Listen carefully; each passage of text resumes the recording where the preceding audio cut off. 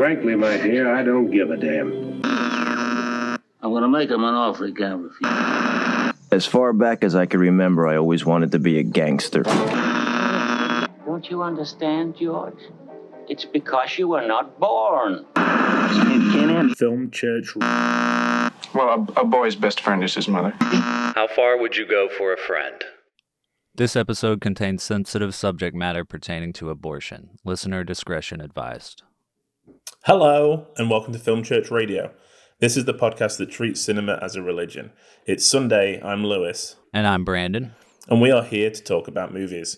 Each week, Brandon and I alternate picking a film for us both to watch and discuss. Today, I picked the 2007 film 4 Months, 3 Weeks and 2 Days, starring Anamaria Marinca, Vasiliu and Vlad Ivanov. This film is directed by Cristian Mungiu. As we mentioned at the end of last week's episode, the recent overruling of Roe v. Wade in the US has affected us and the people around us we hold dear. I saw this film come up a lot in the Criterion Facebook groups I'm a part of, and with reference to recent events, with the unfortunate accolade of being stunningly relevant again. The great thing about cinema, I think, is that it shows us people, places, and situations that can be so wonderfully different to the ones we encounter in our everyday life. But when it's timely and pertinent to today, not unlike history, we need to use it to educate. Obviously, we will be talking about abortion, and I'm sure that topics will be discussed in the show may be upsetting to some listeners. So if you feel like the topics that we're going to talk about may not be for you, feel free to skip. We won't take it personally, and we'll see you next week. If you do stick around with us and listen to the whole show, you'll be the first to hear what we're going to be watching next week, as Brandon is going to reveal his pick at the end of the show. We would like to thank everyone that's been listening so far to the podcast and sending their love for the show. We love the fact that people are listening to this show that me and Brandon are just, we're getting together talking about films, doing what we did, but we're just recording it now, which is great. And if you are listening and enjoying it, be sure to subscribe, hit the bell to be notified when a new episode is available. Go and check us out on all social media platforms at Film Church Radio, and also on YouTube, where we do some special content over there. We've done a Obi-Wan Kenobi TV review kind of reaction, and we've also done a review for Doctor Strange in the Multiverse of Madness, and there'll be more coming up, I'm pretty sure. And you can also just leave us a review on anywhere that you listen. It helps us get out there, helps more people discover us, join the congregation, which is kind of what we want to do. We want to build a congregation of film lovers together, where we watch films, talk about it as a unit, discover different opinions, periods, cultures, all of it under one roof. What we do, though, before we discuss the main film of the episode, is Brandon and I talk a little bit about what else we've been watching this week, what we liked, what we didn't like, if there was anything that we're excited to see. So this is that part of the show. Brandon, what have you been watching recently, my friend? I haven't been watching too much.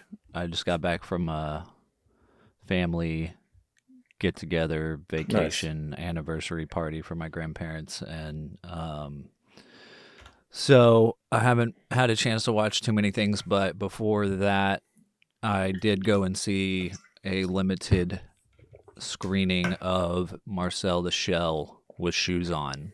Yeah. That just came out, which stars Jenny Slate, and if anybody knows, if you know, you know. It's like from a YouTube video from like 10 years ago that she did, and it was a really good movie. Do you know anything about Marcel the Shell? I've seen the trailers. I haven't watched the YouTube stuff. Yeah. But I love Jenny Slate. Yeah. And it looked, the things that I've seen about it are all very it's very touching and, takes on big issues, but does it in a really good way, Yeah. Yeah. Yeah. It's really great to see like a kid's, like, it's hard to call it a kid's film. I mean, it is a kid's film, that's the easiest way to categorize it. But most kids' films nowadays adults can enjoy it too. Mm-hmm. And it's really great to see something like that that's not like Pixar, Yeah. like something that's original that you've never seen before. And still really good and wholesome and like kind of a tearjerker and, you know, all the things that you kind of want from like a family friendly movie, Yeah. you know? So yeah, it was really great. I'm not sure. It seemed like it just has like a very limited screening. I don't know if it's gonna have a wider release later or if they're just gonna go straight to streaming after this. Yeah. But I'm glad we got a chance to see it because it was only showing here in Houston for like 2 days for one showing each day at different theaters. Oh, man. So it was like, yeah, very limited. But you know, at least it did come to Houston. You know. Yeah. Yeah. But yeah, I enjoyed it a lot. It's really quotable and like fun and yeah, like I said, it's like kind of a tearjerker too. So it was like a really great movie experience. But That's great. But yeah, that was it for me. I mean, I'm like, I still haven't seen Top Gun. Yeah. I haven't seen Thor. Just came out the other day. Yeah. Might go tonight.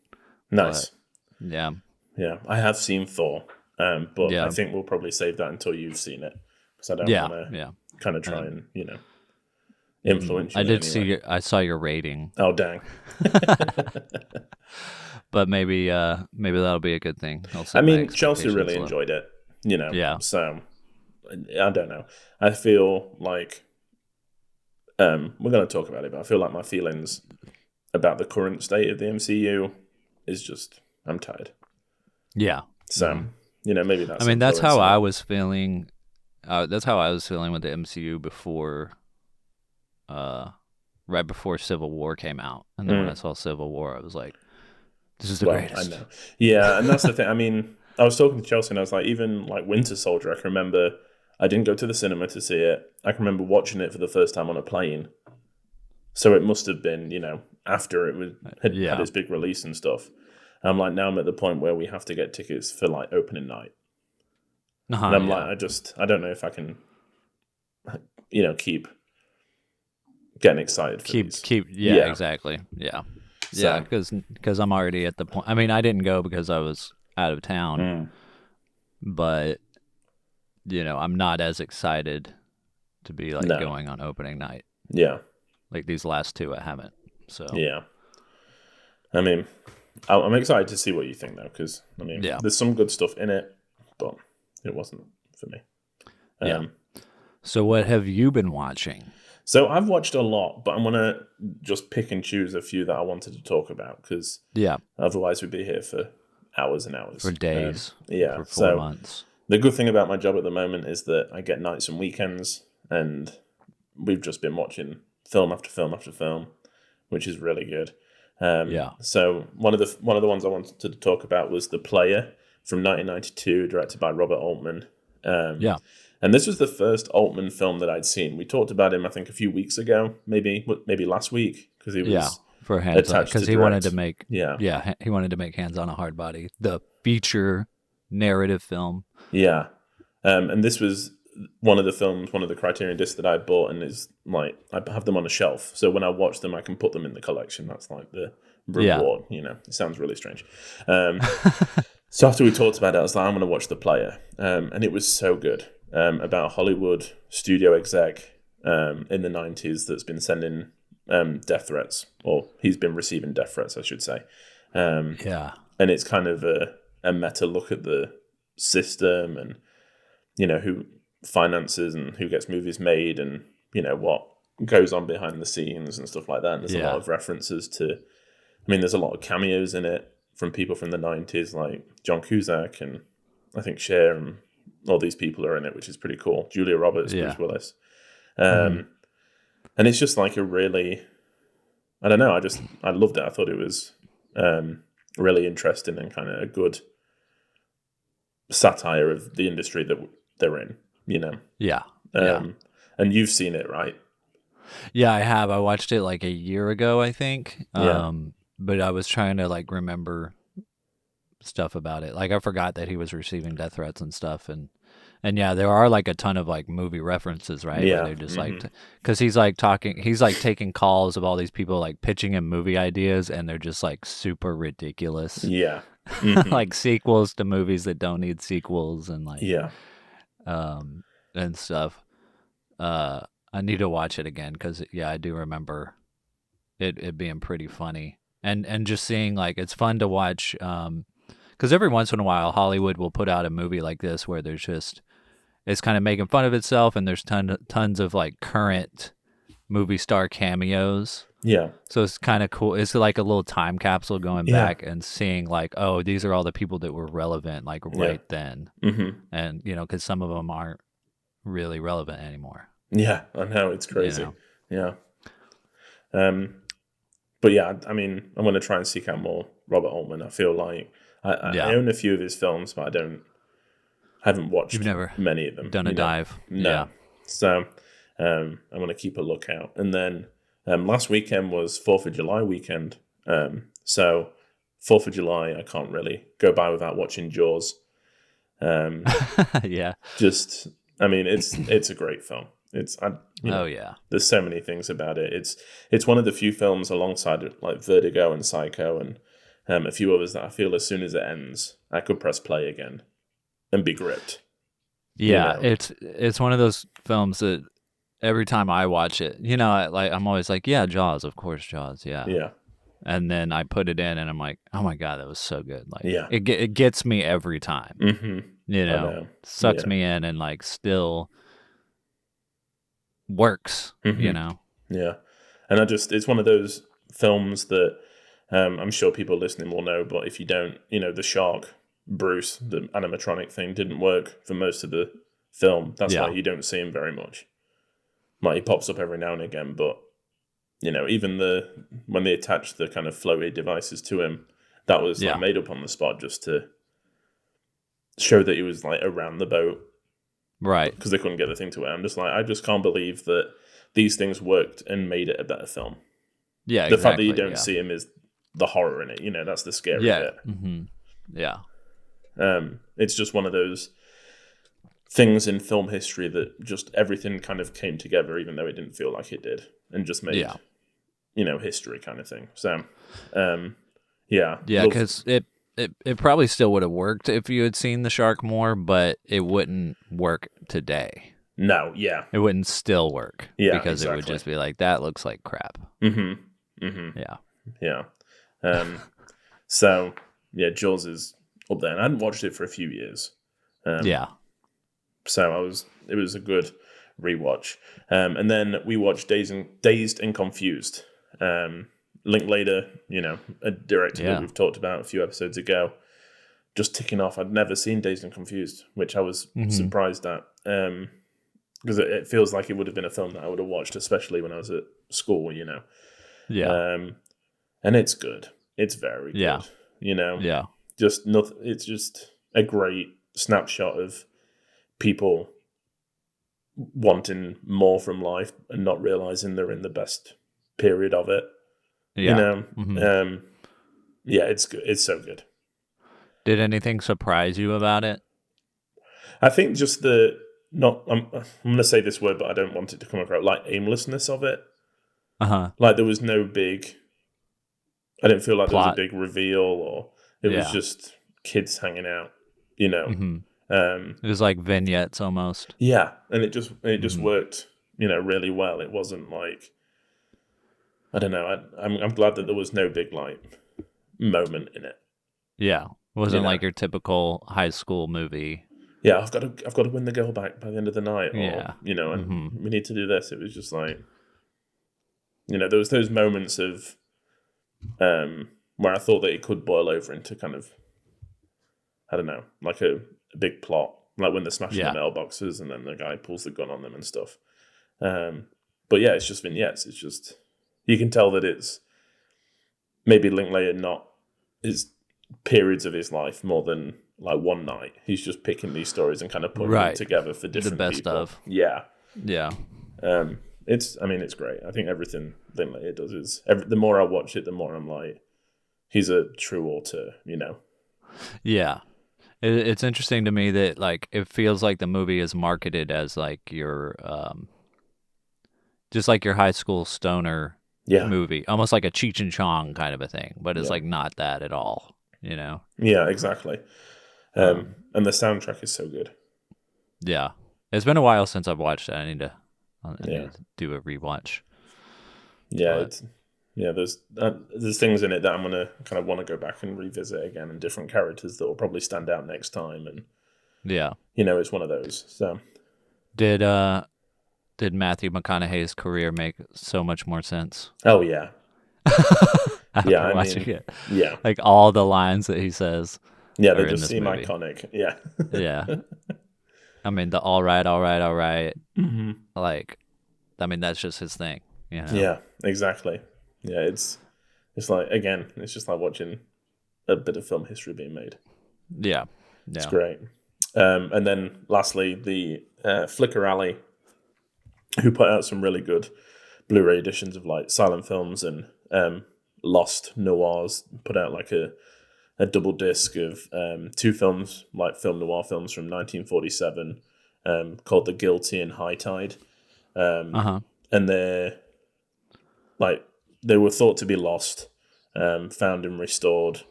Both directed by John Reinhardt, who I don't think I've seen much of before. He seemed to specialize in like B noir films. Both of them like 71 minutes, really short. I thought that The Guilty was a lot better than High Tide. It used like 3 locations, but kind of kept it interesting. There was only like 3 kind of setups, and it's really good. There's a set of twins, 2 girls, and they're kind of both dating 2 roommates, and then one of them dies. And one of the roommates is like, okay, I want to solve this murder. I want to figure out what happened. Just a basic kind of plot line, but you can't really trust anybody, and there's lots of like surprises and left turns. And then High Tide was a bit more run of the mill. It was just very kind of basic, but it was pretty much the same cast for both. Yeah. Both released the same year, so I'm sure that That's cool. yeah, they were. Maybe High Tide was the one that they had a bit bigger budget on. It seemed to have a few better sets and stuff like that. And The Guilty was like, we can probably knock this out in like a couple of weeks. Yeah. So they did that too. But yeah, I mean, Flicker Alley really put everything into these releases. They do 4 or 5 a year. So when it's restored by the Film Noir Foundation as well, which do really good work at, like, they do festivals and loads of stuff. So whenever they put one out, I kind of buy it sight unseen. Okay. But Nice. yeah, The Guilty is a lot better than High Tide. So if you're going to choose one, choose The Guilty. But they're really good. Yeah. Sounds good. I want to watch more like simple films like that are done super low budget, limited locations, limited actors, just to get inspiration on like things that I can do as a filmmaker with not much money and just like a good script and some talent, That's it. I mean, and that's pretty much what it is. They build up to these big plot points. But yeah, they were a lot of fun. And 70 minutes long, it zips by. Yeah, So, it's tight. yeah, exactly. Yeah. And like I said, I watched some other stuff. Finally watched Unbearable Weight of Massive Talent. Which was, it was fine. I don't. Yeah. Nicolas Cage is Nicolas Cage. So. Yeah. It was. I thought it feels like predictable. I haven't watched it yet, but it feels like it's probably a party movie. Yeah. Oh yeah. Watch 100%. Watch it with a group of people. Yeah. When they come over and there's I'll laugh at. For sure. I mean, there's a few good jokes in it, and it kind of, some things really worked. But I think it's just like a couple of hours. It's not too long. But by the end, I was like, okay, this is dragging a bit. Let's kind of get to the end. Wrap it up. Yeah, which isn't great when you've only got about 20 minutes left. Normally it's like that's when it should be happening. So Yeah. But yeah, You're supposed to be like, no, don't end. exactly. And I was kind of like, okay, that's over. So Yeah. but yeah, that's Cool. pretty much it. And hopefully, like I said, we'll talk about Thor: Love and Thunder on the next show. Yeah. And kind of maybe do a spoiler filled. Yeah. If review of it. we've got enough to say. Yeah. Do a YouTube special. Yeah. But I mean, apart from that, the only other film that we've been watching has been 4 months, 3 weeks, and 2 days, our feature movie from 2007. And the IMDb summary is: a woman assists her friend in arranging an illegal abortion in 1980s Romania. And before we jump in, there was some things that I didn't quite know about Romania in the 1980s that a little bit of research kind of set the scene for me. So abortion was illegal, as I just said, in Romania in the 1980s. It was, I think, punishable by death.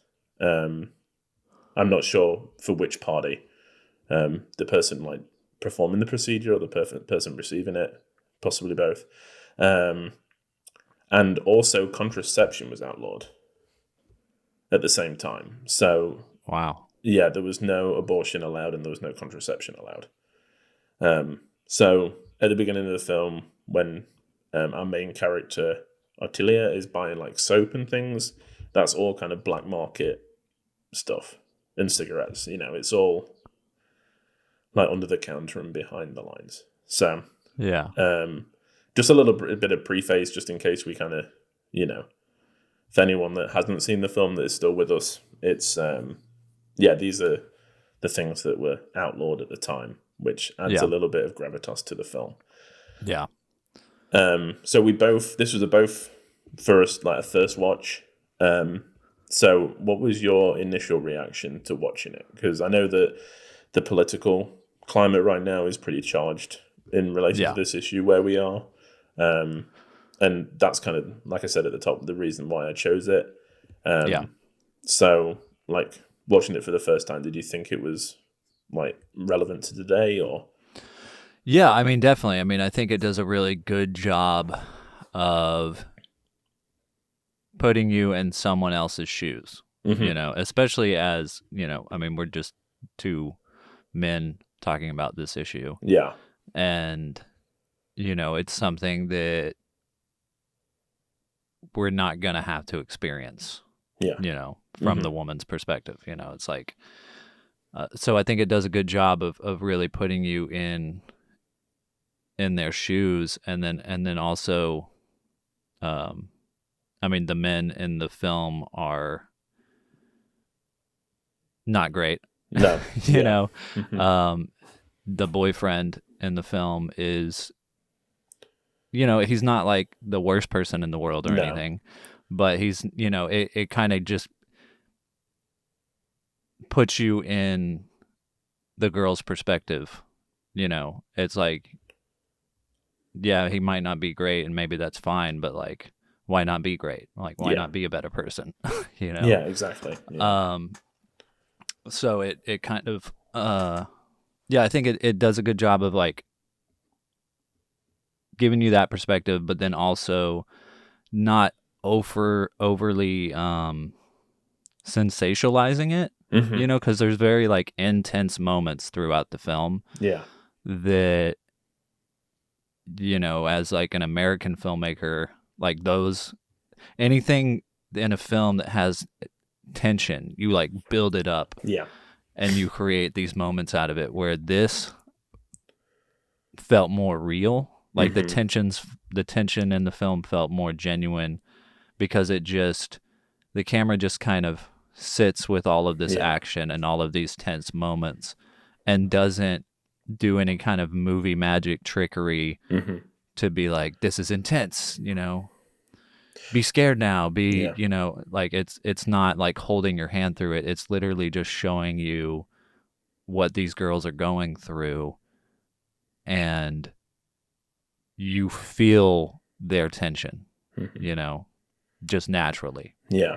So I think it does a really good job of just kind of giving you a perspective that you might not have had before. Yeah, for sure. You know? Yeah. I think in reference to what you were saying, the lack of like close-ups and jump cuts that this film has, you know, there's a lot of times that, like you said, the camera is placed in a certain place and there's no, like, it just holds. There's no cuts, you know, there's no reverse angles. And it's kind of like, there's so many times in this film that I wanted to not look at the screen.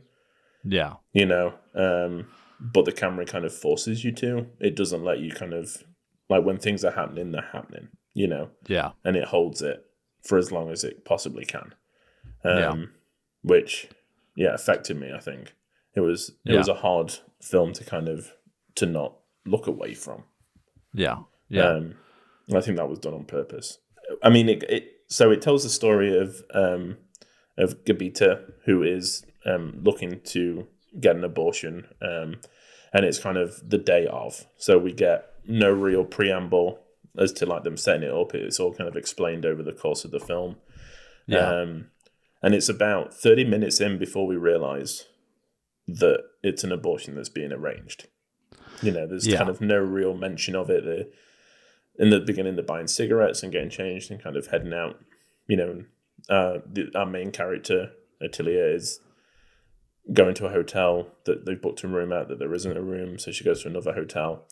And it's not until about 30 minutes in that anyone ever mentions, you know, an abortion. Yeah. And then it's there. It's like it's happening. You know, we're in that room. What do you think that was purposeful? Like, of course it was purposeful. I think so. I mean, I think it adds to the tension that I was talking about. It did take me off guard because when it first starts, I'm like, okay, there's a lot going on. It feels like it's like, what are they doing? I wasn't really. I mean, I knew that the film was going to be about abortion. Yeah, but it wasn't, like you said, until like 30 minutes in that you really make that connection of like, oh, she's like been setting it up this whole time. Like it's the day of. Yeah, you know. Yeah, and it wasn't, you know, I had read the description, so I knew it was like going to be about them trying to get an illegal abortion. But I think the fact that it was like that they didn't travel far, you know, they were doing it in a hotel, made it. I don't know. It gave me. I just didn't expect it. You know, there's so many things about this film that I didn't expect. It's like I've never had to deal with abortion before. Yeah. You know, I've never considered what it would be like necessarily. Like I'm pro-choice, but I'm not, you know, I'm a man and I've never had to really think about this issue beyond that, you know, just my personal opinion or whatever. And so it's really hard to imagine what it would be like, you know? Yeah. So there, you know, I think that it was just trying to give you the feeling of what it's like. Yeah. You know? Yeah.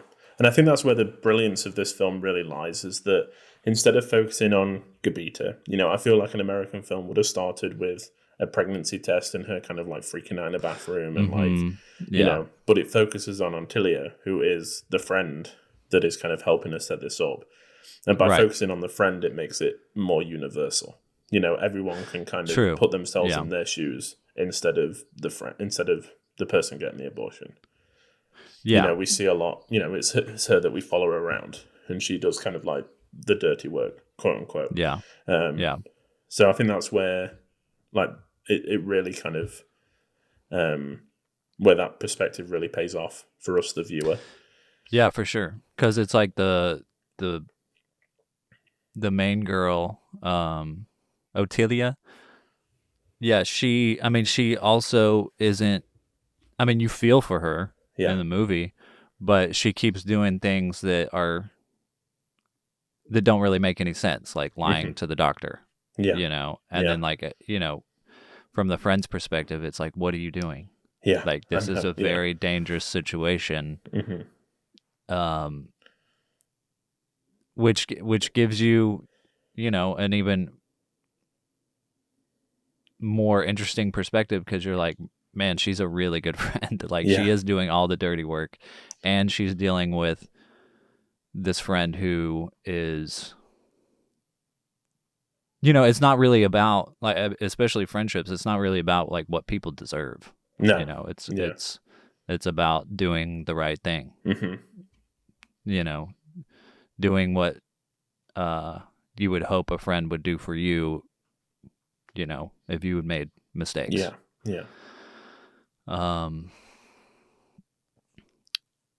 Yeah. I mean, like, this is a very sensitive issue, obviously. I mean, like, just talking about it, like, for us personally, it's hard to, we're like trying to like tiptoe around it a little bit. Yeah. Because it's like, it's hard to talk about, and it's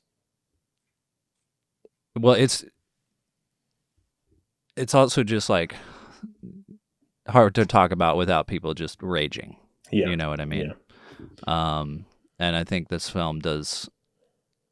I don't know. I wish more people could see it. I know. It's a hard subject to talk about, and it's a hard film to watch. But like, it's reality.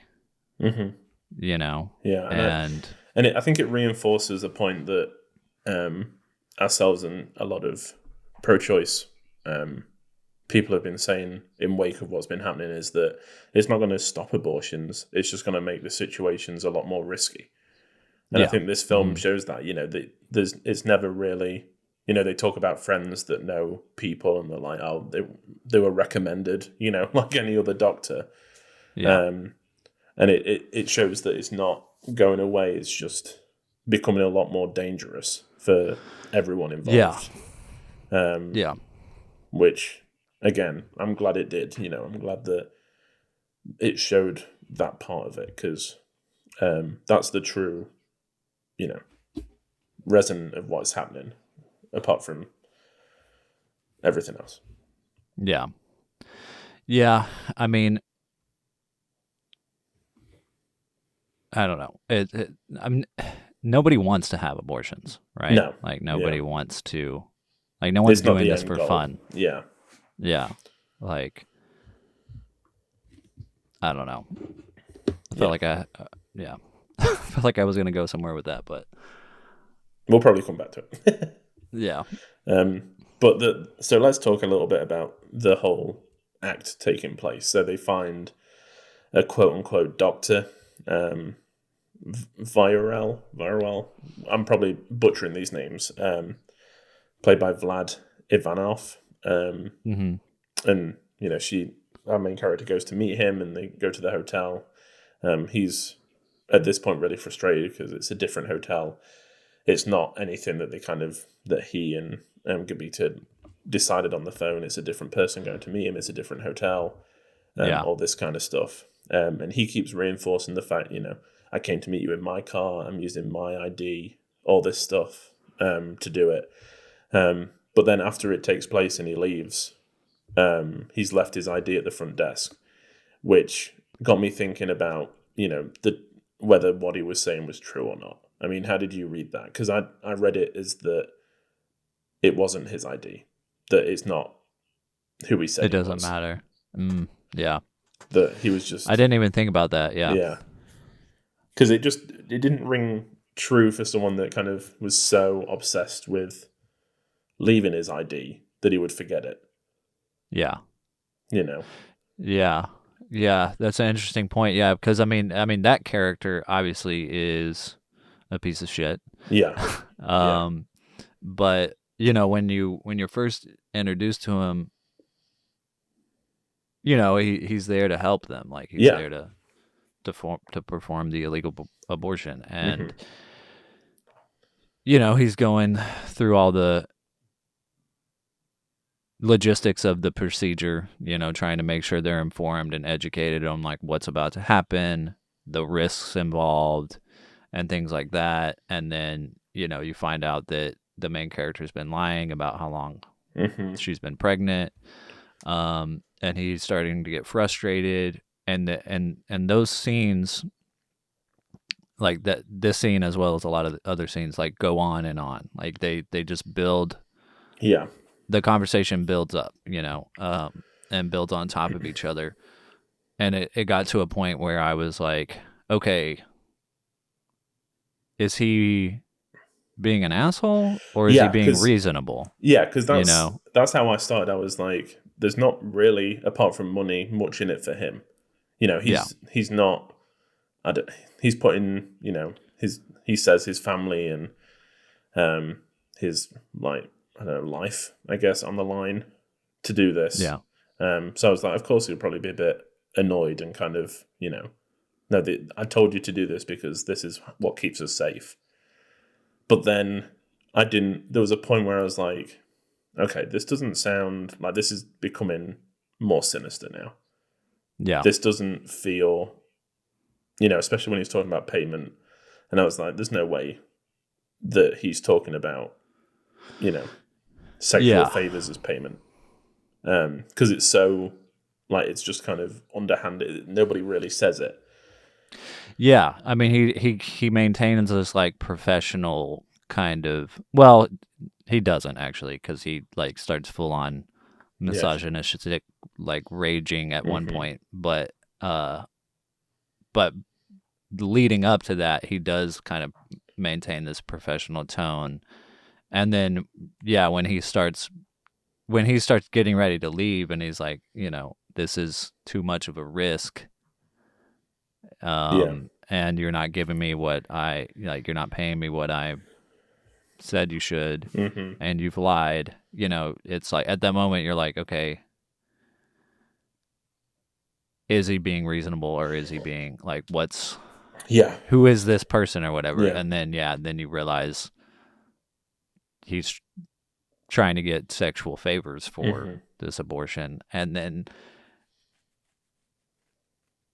That's another thing that I've never really I know. thought about before. It's like what would you do in that situation? What would you have to do? It's just it's scary to think about, and that's kind of again something that us as men don't really have to think about,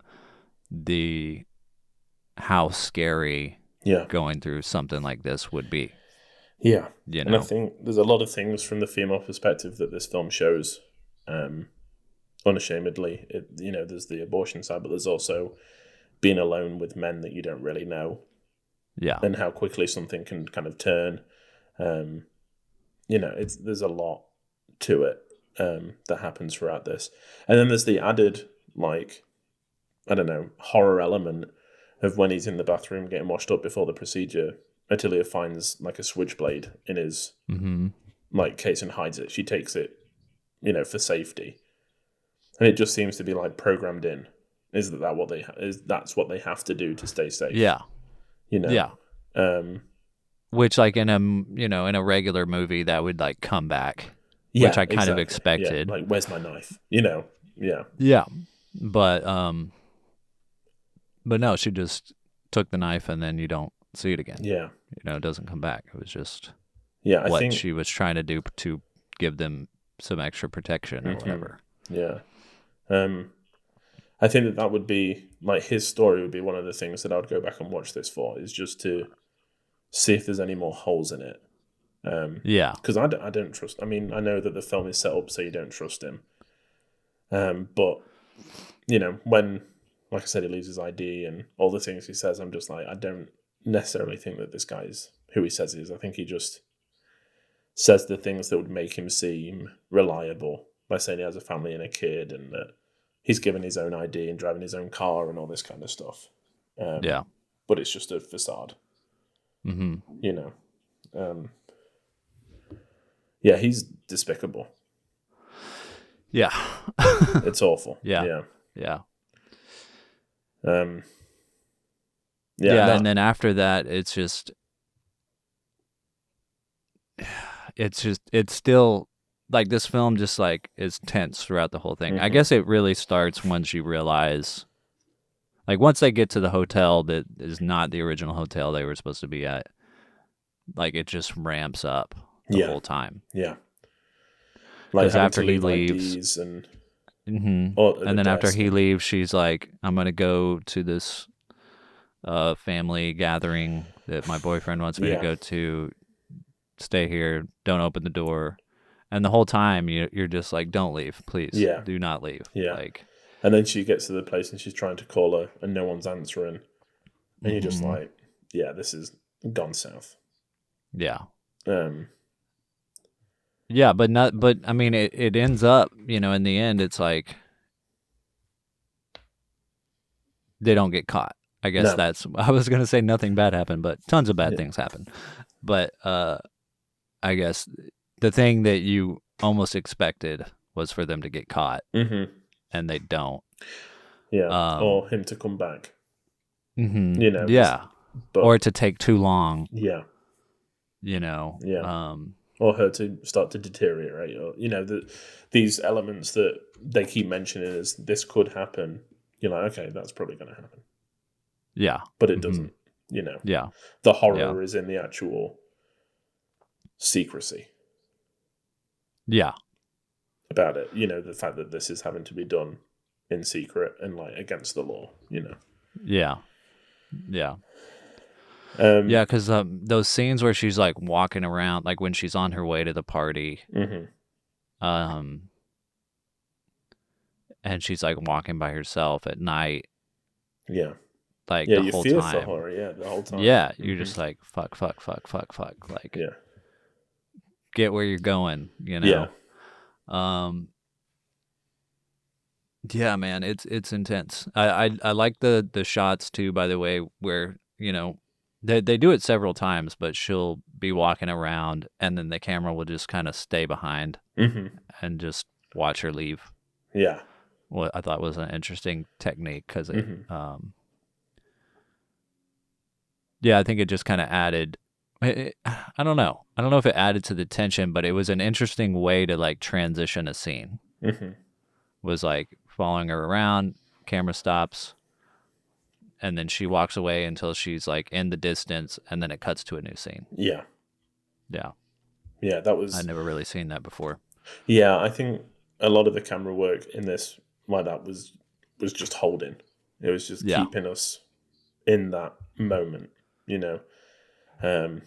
I mean, I was so relieved that when spoiler that the female characters decide to, well, not really decide, it's kind of against, I don't know, the right words aren't coming, but they pay the guy in what he wants, the doctor, quote unquote, and both of them separately need to kind of do it, and Attilia goes first. And when I was so thankful that we cut to the bathroom so that we didn't see the act itself. Yeah. Because I was like, oh God, please don't, please, I don't want to see it. Which is, I guess, turn away from stuff. And then I thought that that's what was going to happen for the rest of the film, that we wouldn't necessarily see things happen. It would be characters reacting to it, but that didn't happen. I mean, we saw, the abortion take place. We saw the aftermath. It kept, surprising me with what we were seeing and what we weren't seeing, kind of thing. Yeah. But yeah, that scene in the bathroom is haunting. Yeah. One of the friends has to go and kind of just wait. And then our main character, Talia, comes in, runs straight to the bath and, washes herself. And it's kind of like, I don't know, it's just very upsetting. Yeah. Yeah. It's also just, it's upsetting, and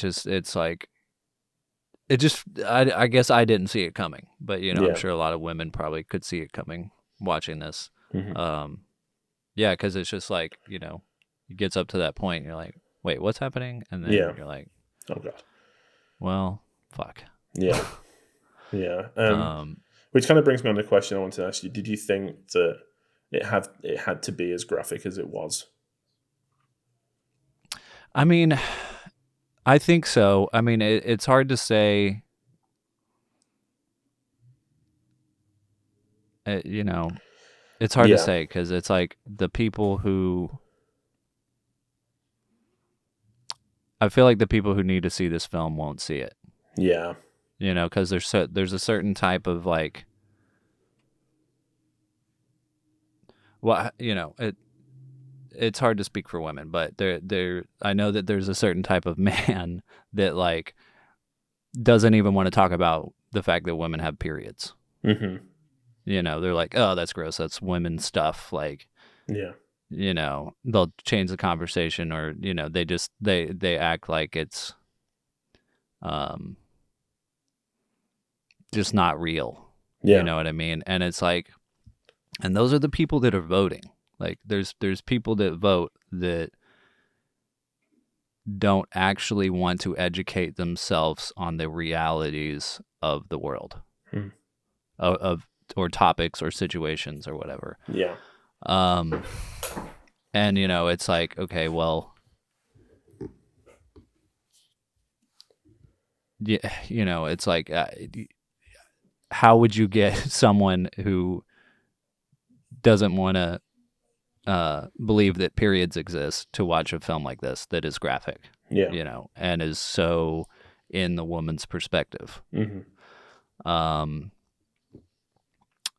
But maybe there's another type of film for that kind of person. I don't know. Like, I would, it's hard to say, man. It's just, it's hard to say without, like, I want to be like hopeful, but,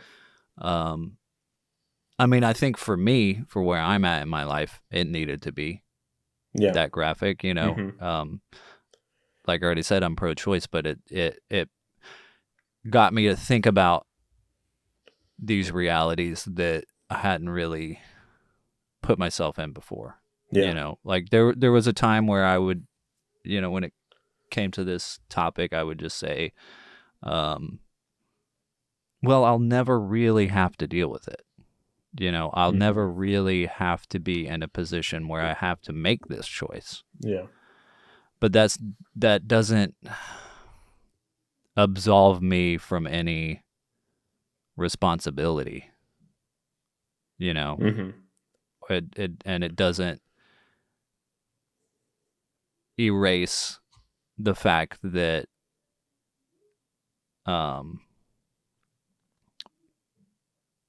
people still need to get abortions. Yeah. Yeah. I don't know, man. I just like, I've been thinking about this topic a lot, and just like thinking about like what it means, or like how to have these kind of conversations with people who disagree with you. And like the thing that you said that I keep thinking about is that just because something is illegal doesn't stop it from happening. Mm-hmm. And everybody, I think the thing that a lot of people don't realize, especially the people that, want to pretend that these things don't exist, is the fact that it's not like liberals that just get abortions. Mm-hmm. It's like Republicans get abortions. Mm-hmm. Rich people get abortions. Poor people get abortions. Yeah. But like you said, the only thing that's really changed is that it's going to be more dangerous. It's going to be more like this, where people who need to get abortions are at more risk because they can be easily taken advantage of. Yeah. By doctors, or, I mean, in this film, like, the girl's friend is a good person. She sticks by her side. Yeah. She gets rid of the thing. Yeah. She takes care of her, even when it seems like she doesn't deserve it. Mm-hmm. Whereas, like, not everybody has a friend like that. No, exactly. Some people might be completely alone in this situation. Yeah. Yeah. And not be able to, and be there for days, not be able to leave the room,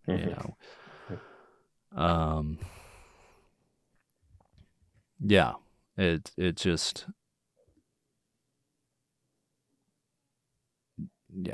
like I would, Yeah. I don't know. I would hope that people could challenge themselves to try to have a different perspective, or try to see a perspective that is not theirs, or consider something that they've never considered. Mm-hmm. I mean, when it comes to the Christian perspective, I keep thinking about like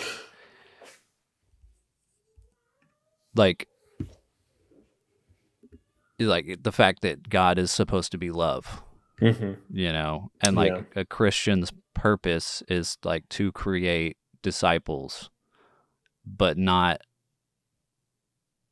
like basically like forcing someone to conform to your beliefs is not love. No. Teaching someone and showing them compassion and love is supposed to be the Christian way, not like law and legislation. Like, if someone is forced to follow your beliefs, they're never truly going to be 100%. Yeah, they need to follower. find it themselves. Yeah, exactly. And like the whole thing with the Bible is like the fact that God gives humans free will. Like it's the person's choice to sin or not. Like God gives you that freedom. And like the reason that Jesus came was the fact that, you know, we're all sinners, and because Jesus paid the price for our sins, we can be forgiven of those sins, right? Yeah. But it's still our choice. Yeah. You know, it's still our choice to accept that gift that Jesus gave us or not. You know, if we're forced to accept it, then it doesn't count. No, exactly. Yeah. You know, so it's like if someone wants to sin, if someone wants to have, like, if you consider abortion a sin, if someone wants to do that, that's between them and God, according to the Bible. Yeah. You know? Yeah. So it's really frustrating to see, and it's reasons like this that I'm not a Christian anymore. It's like seeing, or at least not identifying with what Christians identify as now. It's like I can't, you know, that's not love. You know, that's not. Yeah. It's really sad and frustrating and depressing to just see it become political. You know. Yeah. And everybody has their own life and situation and whatever they're going through. You can't. It's not a black and white issue. I guess is kind of what I'm getting to. Like, so many people think that it's like, okay, it's right or wrong, you know, and it's like, well, you're not. It can be right or wrong for you, but like you don't know what that person is going through, and the moral choices they're having to make. Yeah, exactly. I think that's very well put. Yeah, you know, like I said, religion is one of those things that is still is large for me to comprehend. You know, I don't know exactly where I fall. There's people that I hold very dear to me that are very religious and, you know, practice and stuff, but there are also, the way I see it, the good side of religion, where they are accepting, they kind of understand that it can't necessarily translate to modern society in the same way. Yeah. That, you know, there's still an aim to it, you know, at the end of the day, and it could service individuals, but it more than not services other higher institutions, I should say. And yeah, I just, you know, the marriage of religion and state is awful, and it shouldn't be, and it shouldn't be there. Yeah. You know, this country that we're in right now, America, is so diverse, so many cultures, so many people all coming together. You know, we talked about the American dream last week a little bit, and the representation that was in Hands on a Hard Body, and just the people that kind of all came together and got to know each other and love each other and all that kind of stuff. That is, and I said it then, I was like, this is the truest representation of America that I think people outside America have. Yeah. You know, is that it's welcoming and loving and stuff like that. But not everyone in this country is a Christian or religious. And the fact that that is governing our society is just ludicrous. Yeah. You know, it doesn't make any sense to me. You know, like I said, I've got nothing against people being religious. You know, everybody is different. And, you know, I'm not going to, I don't know, push my values onto you. I'm not going to make what I believe what you believe. Yeah. And I just wish other people would do the same. Yeah. Yeah, it's just like there's so much aggression. Yeah. That, you know, it like any kind of aggression for me is just an immediate like, okay, I can't have a conversation with you. Yeah. No, I know. Yeah. You know, there's just a wall. Yeah. And that person is banging their head on it, and I'm watching them do it. And I'm like, do you want me to try to talk to you while you're just like over there banging your head on a wall? Like, and I think this is, and I know this is going to make it sound really trivial, but this is where being such big film lovers like works in our advantage, because, you know, if there's a film that you hated, you know, I could stand there and I could like scream and shout and tell you why you're wrong and why I loved it. yeah. But it's not going to change your mind. You know, and we've had Yeah, those and it's not going to change your Yeah. experience. Yeah. You know, So- you can't change people's experience. Like, that's a good way to put it. 'Cause, you know, it's like if someone watches a movie and they're laughing and giggling and having a great time and crying and, you know, terrified, and then you watch it and you're indifferent, like, you can't change the fact that that other person enjoyed it Yeah. or didn't or whatever. Like, I've got a real soft spot for Batman Forever, and it's awful aesthetically, but I'll watch that anytime. I love that film just because it means something to me. But I'm not going to scream at people that say it's terrible. Yeah. You know? And again, you know, films show us a different perspective. I don't know anything about Romania in the 80s. I don't know if it looked like this.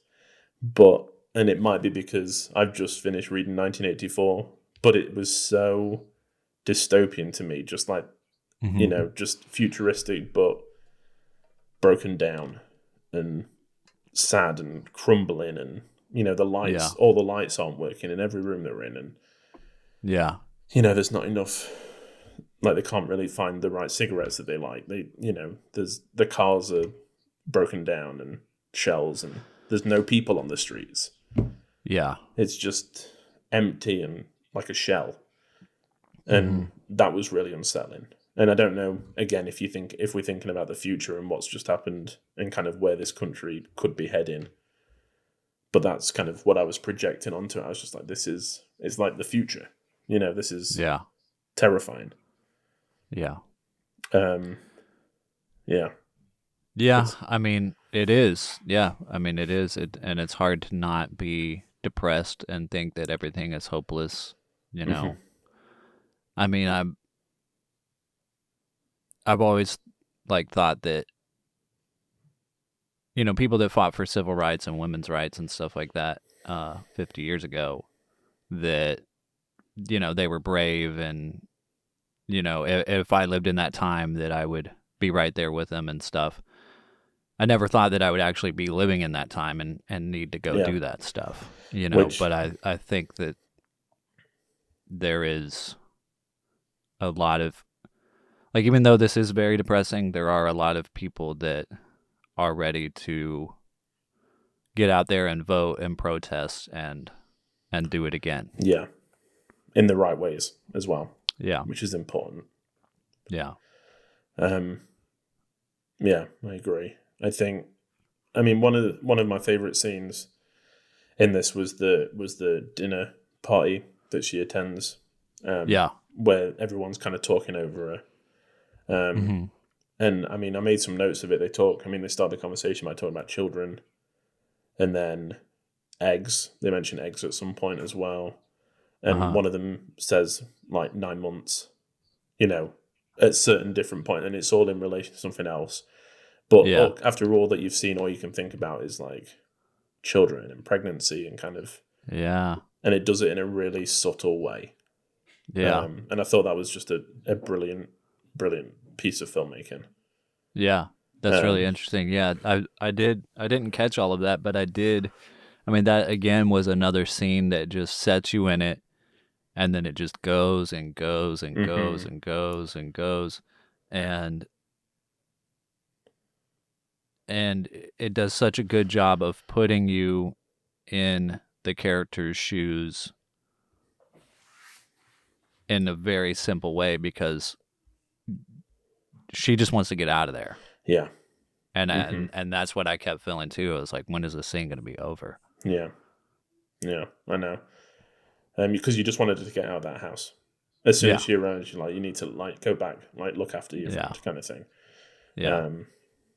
Yeah, it's full of those moments that are just, I don't know, you want the characters to get out okay. You know? Yeah. So this film won the Palme d'Or the year it was entered. But then was not nominated at all in the Oscar Best Foreign Language category. Which was ridiculed at the time, I believe, and people just couldn't understand why it was not nominated. But I mean, it's very controversial, and but I don't understand. I don't know. It's like Hollywood is just annoying like that, where they're just like they like to seem progressive. Yeah. You know. Yeah. But then when it comes to doing anything that's actually controversial or brave, they're like, let's not do that. Yeah. Yeah. It's very frustrating. And why the Oscars are falling lower and lower in my estimations. Yeah. You know, which we've talked about on previous episodes. We've made our feelings on the Oscars pretty well known. Yeah. So, I mean, I don't know how much of this is true. It is from IMDb, so it could be made up, but the director himself is ironically pro-life. What? Apparently. I mean, it could be completely fictitious. I'm not entirely sure. I mean, does that change the perspective of the film for you at all? Because I thought about it from a different way, and then I was like, but I feel like the message is still, I don't know, like, look how horrible it is that we're having to do this behind closed doors, and in secret with people we don't trust. Well, it's, I don't know, man. That's interesting because it does add to the fact that it feels so real, I guess, or it feels like not. I guess real is the right word. Because it feels like just a window into reality. Yeah. Like there's like I said, it's not all black and white. It's not like look this bad or look this good, you know. Exactly. It's showing you the realities of in this situation, every kind of step. I don't know. That's weird. That is weird. And that's kind of why I like prefaced it by saying I'm not sure if that's true, because it just seems so outlandish. Yeah. For that to, I don't know. I mean, but it could, I could see someone maybe that's pro-life trying to question their own beliefs on the topic and trying to create something that was accurate. And just to say, and then accidentally did so. Yeah. Because it's based on real events that an old acquaintance told the director. So it's based in truth. Yeah. So, like you said, I wonder if he was questioning a little bit about things and wanted to kind of, I don't know, make a film and see put those perspectives on the screen. Yeah, I mean, it could just be that. Yeah, it could just be, an accident. Yeah. Could just a good filmmaker who, had a, I don't know, stumbled upon something, trying to be true to it in the way that a filmmaker should, and then actually created something that he didn't realize what it was. Yeah. The last point I do have that I wanted to talk to you about is that, again, the film implies that Attilia is pregnant, in that she's kind of talking to her boyfriend about, periods and kind of like what would happen if it was them, and then there's a scene where she like throws up as well. I'm not entirely sure that that's kind of what it's hinting at. Yeah. But I mean, that interpretation is there. What did you make of it? Did you see that or? Yeah, I can't really remember what I made of it. I think I was just caught up in what was going on right then, you know? But I definitely got the feeling, like, when she was talking to her boyfriend about it, that, like, she needs to get away from that dude. Mm-hmm. I don't know. And he's not all bad, but I don't know. I think it's just a typical representation of a 19-year-old guy that's kind of like, in the moment, ready to step up and be a man. We'll do anything. Yeah. But then when it comes down to it, he's like, oh, I can't do this. Yeah. I think that's kind of, she sees that if this was to happen, she would have to do the same thing as Gabita and doing it herself. Yeah. And I would not trust Gabita to organize it for me. Yeah. So, no. There's that. Yeah. I did appreciate the grandmother or mother, whichever she is, coming in when they're like trying to have a conversation. Yeah. And then realizing that it's like really intense, not knowing what to do, and then leaving. Yeah. Like, that is definitely family life right there. Yeah. I think that whole scene just speaks about like how intoxicating this film is, because when like all of a sudden she seemed to be in the room, I couldn't remember her coming in. Because I was just so focused on the two, like the conversation happening, that like all of a sudden I was like, oh, the mother's in there. Like, when did she like come in? How long has she been in there? Yeah. But yeah, and so the last question I've got for you, Brandon, is: would you watch this film again? Because I think that's a different question to: is this a good film? Right. Yeah. I think so. I think I don't know. It is a very intense film. I might listen to this podcast before I watch the film again. Yeah. But I don't know. I would maybe recommend, like, try to recommend this film to some people. I think I would maybe phrase it in a way that it's like, I don't know. It's like I don't want to force anybody to watch anything they don't want to watch, but I would challenge people to try and consider something that isn't your life.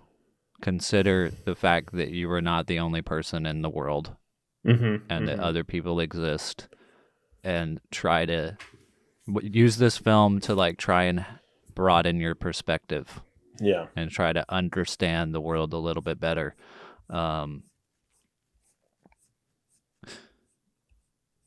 think that's how I would try to suggest this film to someone. Yeah. Is more of like a challenge, a personal challenge. Like, are you, do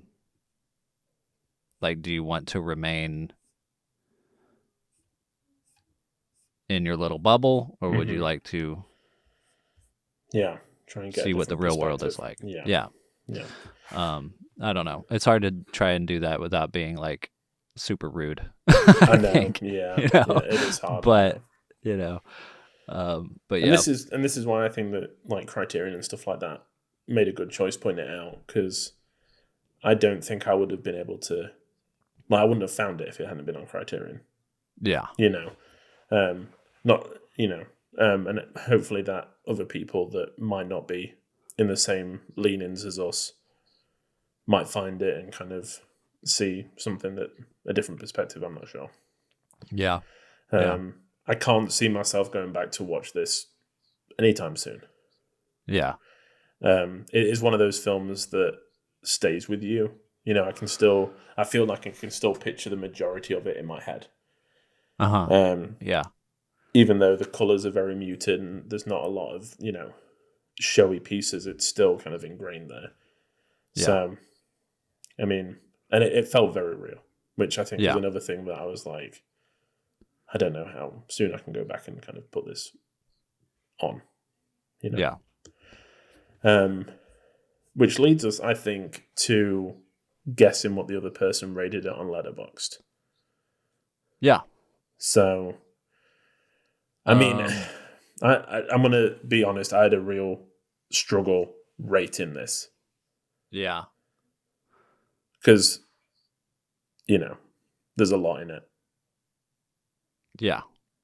It's like, do I rate my... Well, it's like, do you rate it based on enjoyment or filmmaking or, you know, it's like, because like nobody would enjoy watching this film. No, exactly. As like a, but it's like sometimes you have a reaction to a film that's like connects with you on a personal level, or, you know, it's not necessarily about the enjoyment. It's about the filmmaking or the connection you make with it, or, you know, other things. And that's what like I decided. Nobody enjoys abortions, like I said, like whether you're pro-life or pro-choice, nobody wants to do it. It's not really about that. But yeah. So, I mean, I think you probably rated it 4. I'm gonna say 4.5. I rated it 4.5 is what I'm saying. Okay. I'm gonna say you rated it 4.5. I did. I think that half star is just like, I couldn't bring myself to watch it again soon. Yeah. You know, I don't think that that's necessarily a bad thing. I just think that when, as you were talking about, is it the filmmaking, is it enjoyment? For me, my reviews are based on both of those. Yeah. You know, I can like, if I don't necessarily enjoy a film, I can appreciate the filmmaking of it, and the things that it chose to do. But for this, I think people should definitely see it. I think it's an incredible piece of cinema. Yeah. I mean, it's definitely a challenge. Yeah. You know? Yeah, it's hard to watch at times, and, you know, I kind of felt that when I came out of it, I had to, like, you know, like the characters do, I felt like I could do with a cigarette. Just to go out and just be like, you know, breathe a sigh. So. Yeah. Man. But I mean, as always, we're, you know, still on the same page. It must be annoying that we're so like-minded all the time. But I doubt it. I bet people enjoy it. Yeah. We'll just see what you think to Thor. Do what? We'll see what you think to Thor. Oh, yeah. Yeah. Well, I mean, do you have anything else you want to say about this film, Brandon, before we wrap it up? I mean, I don't think so. I think I said everything I think I needed to, and yeah. I mean, yeah, I think I did. Sweet. Yeah, same here. So what are we going to watch next week? So Criterion just recently had their 50% off sale. Ooh. And I limited myself to just getting one movie, which I know is like blasphemous amongst the Criterion film community. But you know, I don't have a ton of extra cash to just blow right now. So I just kind of went and browsed and was like, I almost got a more than one movie, but I was like, no, just get one and be happy with it. Yeah. So the film I got was A Face in the Crowd, and that's my choice. Awesome. I've been wanting to watch it for a while. It stars Andy Griffith, and it's directed by Ilya Kazan, who I always like and appreciate. Streetcar Named Desire, and also the guy who kind of brought Brando into the film world. Yeah. And as I've said before, Brando is like one of my favorite actors. So I've been wanting to watch, more Kazan. Yeah. Highly respected stage and film director. And this film looks very interesting because, everybody knows Andy Griffith from the Andy Griffith Show. Yeah. And this character looks like a complete different side of Andy Griffith that I've ever seen. So I'm excited to kind of watch it. Yeah. I've seen this before.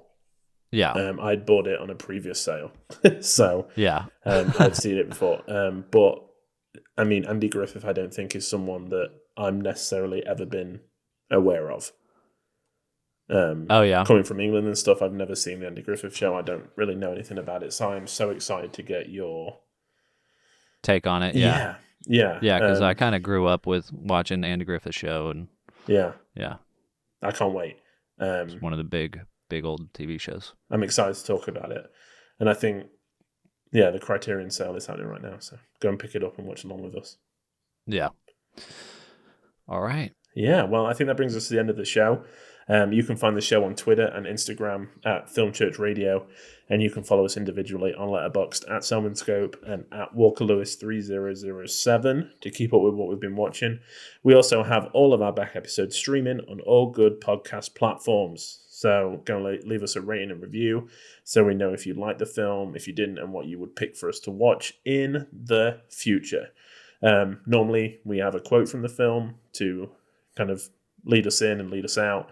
But what we thought would be the best thing to do is just give out a little bit of information. So Branden, if people are looking for more information about abortion, where can they go? So you can go to abortionfinder.org, or you can call 1-800-230-PLAN, PLAN. Mm-hmm. And that's through Planned Parenthood, so yeah. They have lots of information and resources there.